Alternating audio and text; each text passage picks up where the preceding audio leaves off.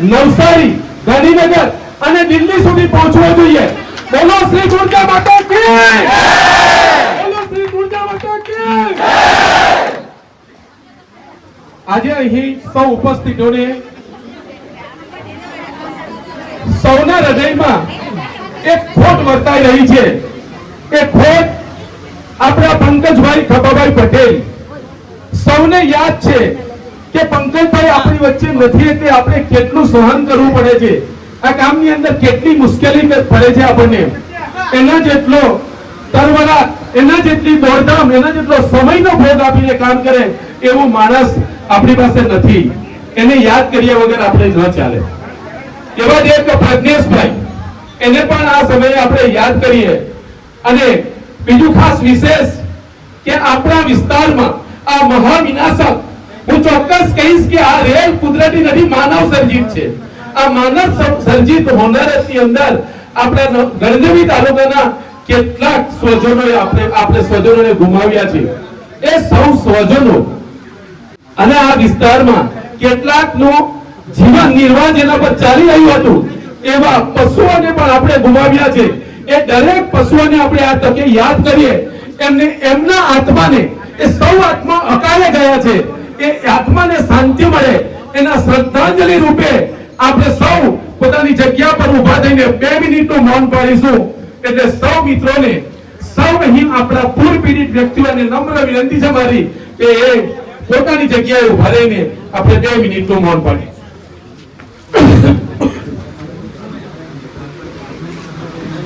આ કોઈથી નવી વાત હોય તો એટલે બેન ચિંતા નહીં કરતા. આપણી ભાવના સારી હશે તો આપણી શોકાંજલિ ત્યાં સુધી ચોક્કસ પહોંચશે. મૌન શરૂ. ઓમ શાંતિ.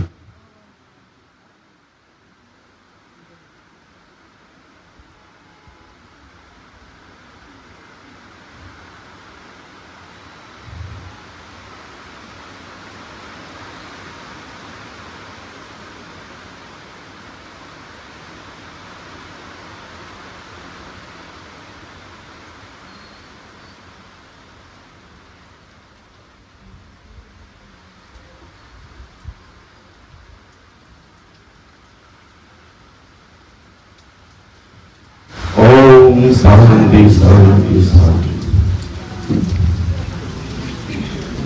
સૌને પોતાની જગ્યાએ જેવી પરિસ્થિતિ છે એવી પરિસ્થિતિને સ્વીકારીને ઉભા રહે. કેટલાકને સગવડ, નીચે બહેનોને બેસવાની સગવડ થઈ શકતી હોય એ લોકો બેસી જાય.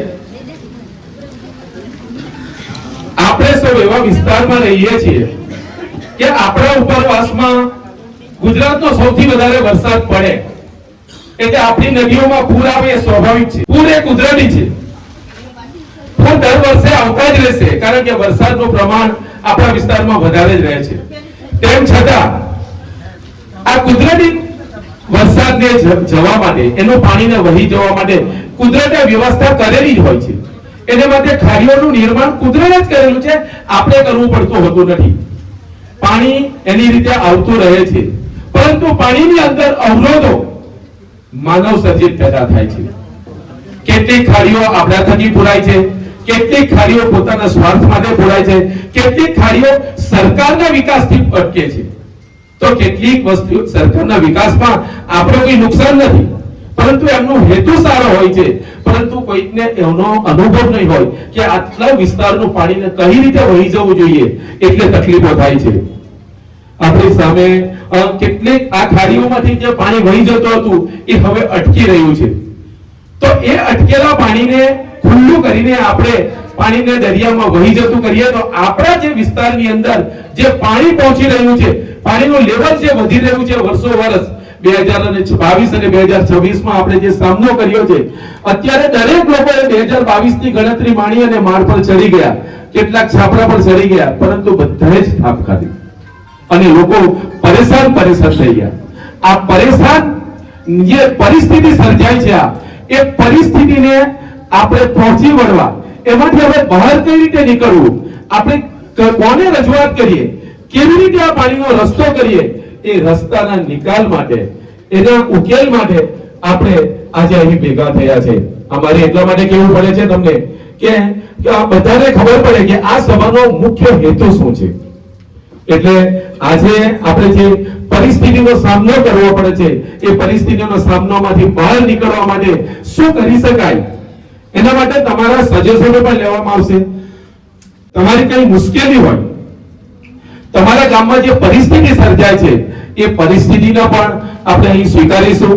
અહીં અમે એનો આવેદન પત્ર પણ તૈયાર કર્યું છે.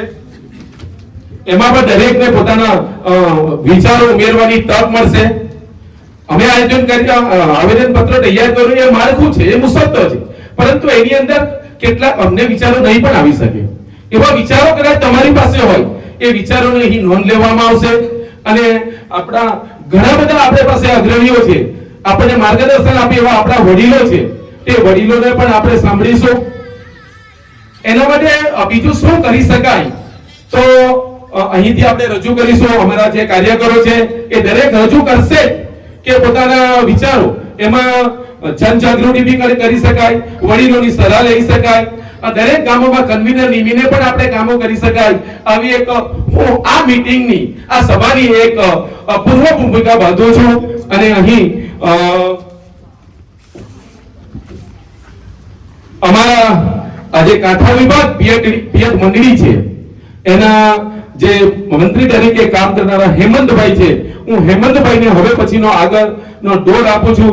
અને એ પોતે પોતાના વિચારો પોતે કેવી રીતે કામ કરે છે, હેમંતભાઈને લગભગ 99% વ્યક્તિઓ ઓળખતા જ હશે.